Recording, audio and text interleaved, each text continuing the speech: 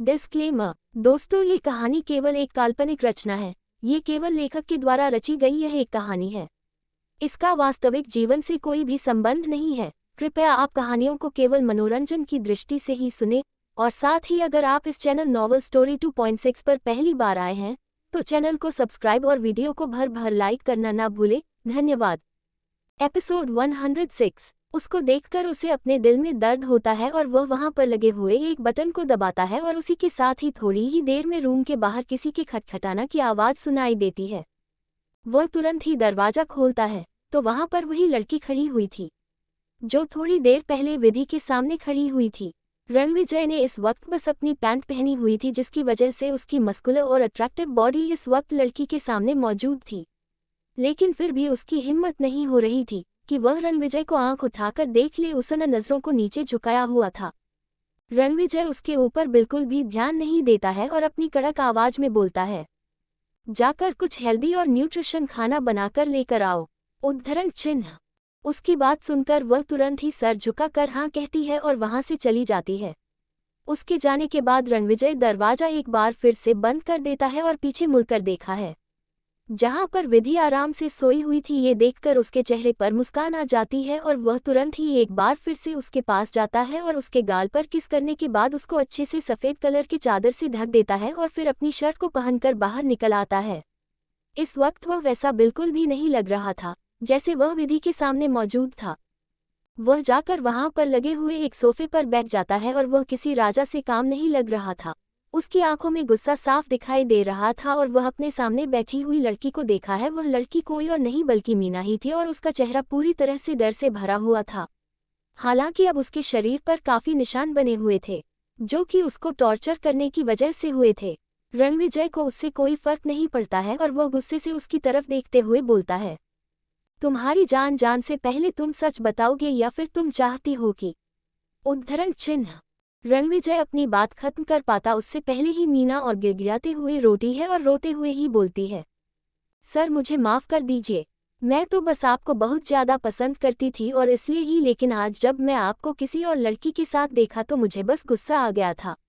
ऊपर से वह लड़की देखने में कितनी ज़्यादा बदसूरत थी। और फिर। उद्धरण चिन्ह।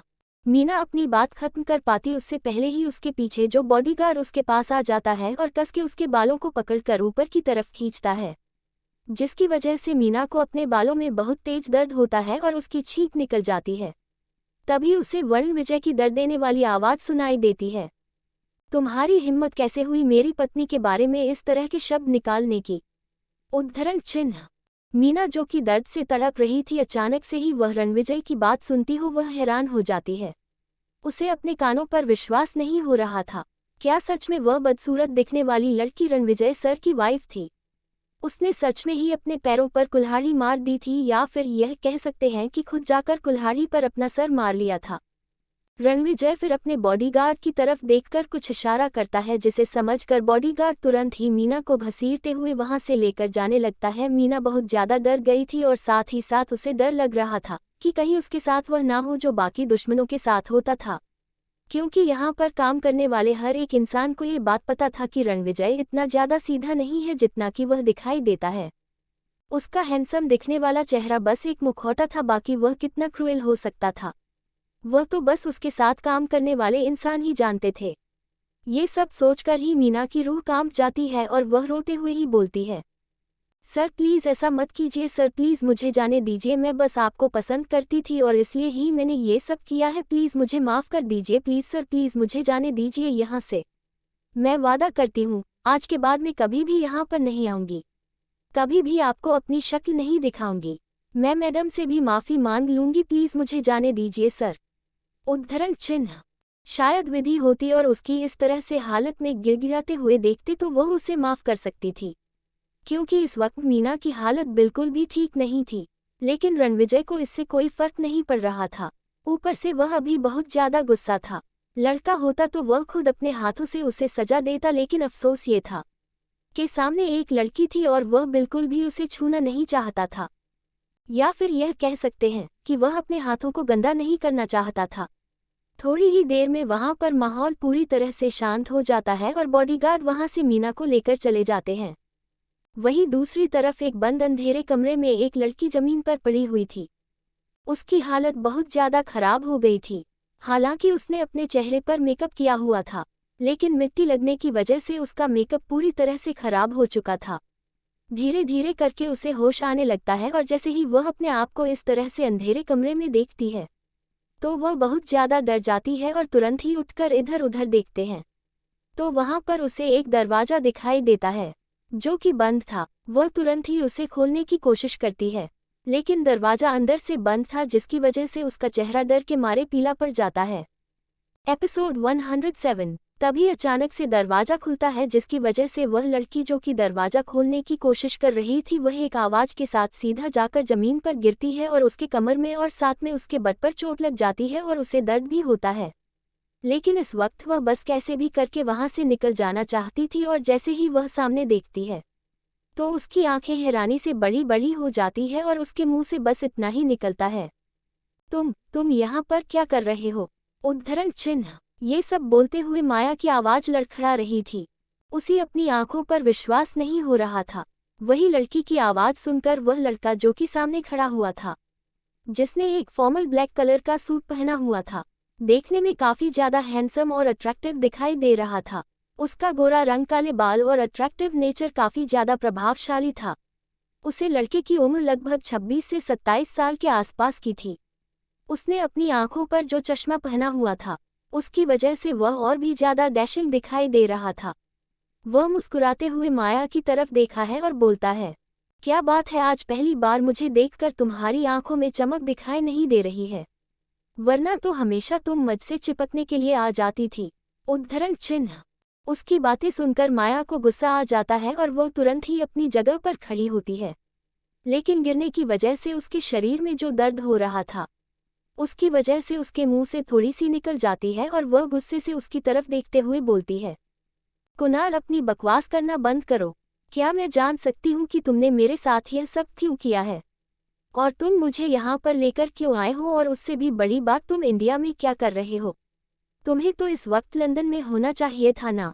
उद्धरण चिन्ह।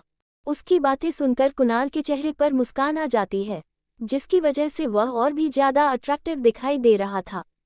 हालांकि माया उसे हमेशा से ही अपनी जाल में फंसना चाहती थी, लेकिन जब से उसने रणविजय को देखा था और उसका रुतबा देखा था तब से वह बिल्कुल भी कुणाल के फेवर में नहीं थी और अब वह कैसे भी करके रणविजय को अपने जाल में फंसना चाहती थी और इसलिए ही वह इस तरह से बातें कर रही थी जैसे कि उसने कभी कुणाल के ऊपर अपनी नज़रें रखी की नहीं थी।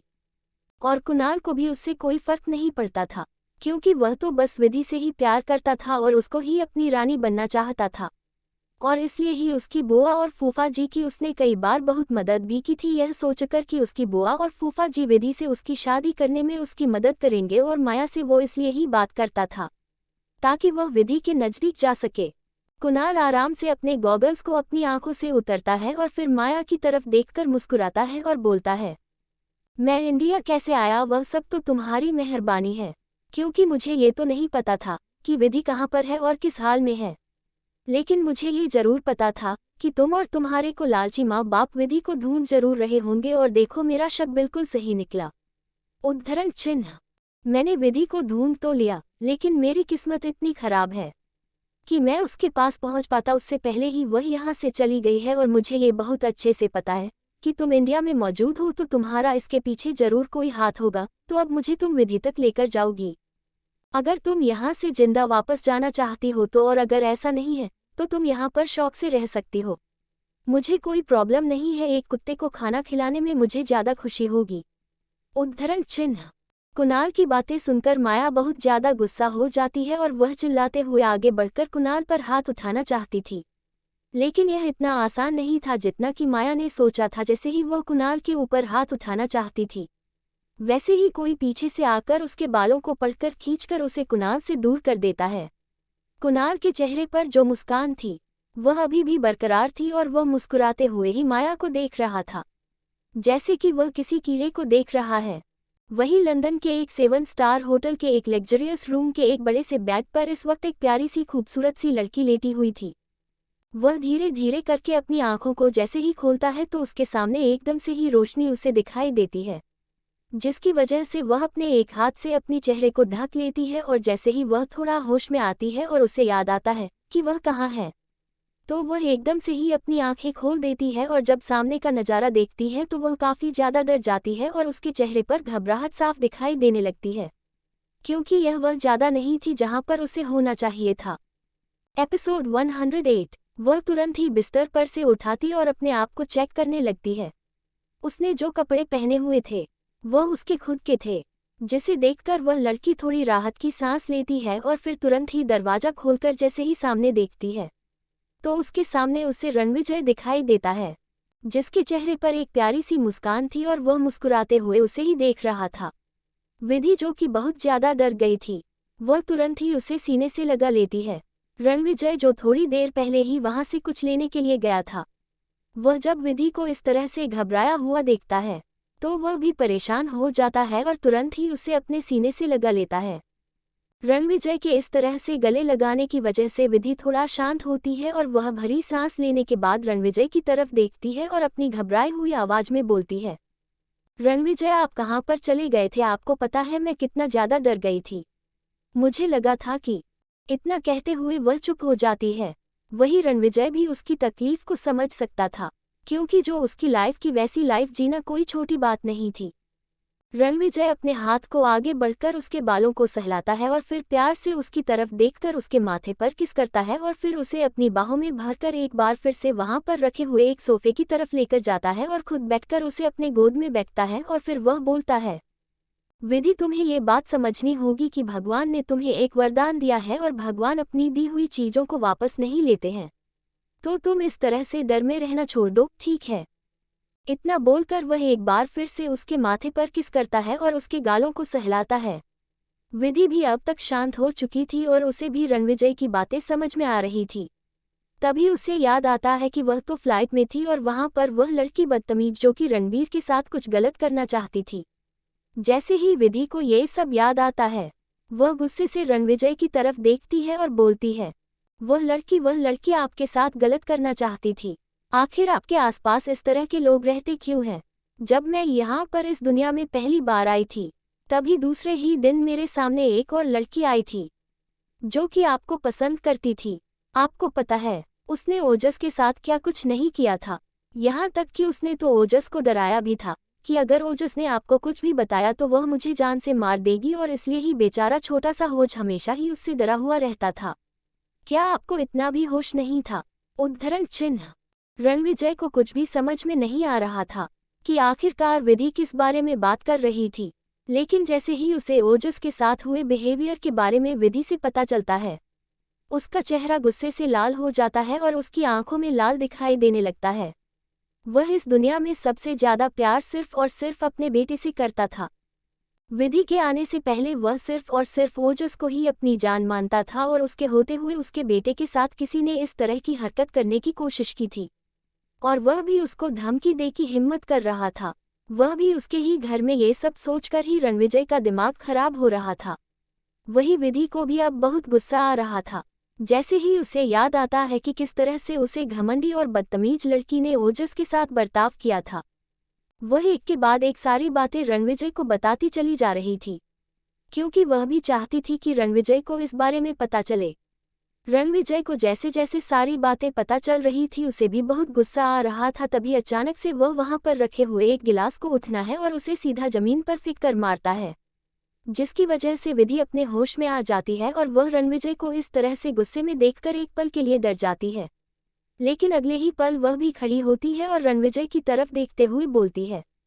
एपिसोड 109। अगर आपको सुनने में इतना ज़्यादा गुस्सा आ रहा है तो आप खुद सोचिए कि जब वह घटिया लड़की हमारे बेटे को परेशान करती होगी तो उसके ऊपर क्या गुजरती होगी। वह तो बस एक छोटा सा 3 साल का बच्चा है, वह कैसे संभालता होगा ये सारी बातों को? क्या गुजरती होगी जब वह लड़की हमारे बेटे को धमकी देती थी। उद्धरण चिन्ह। रणविजय के सामने इस वक्त ओजस का मासूम छोटा सा चेहरा दिखाई दे रहा था, जिसके चेहरे पर एक प्यारी सी मुस्कान थी।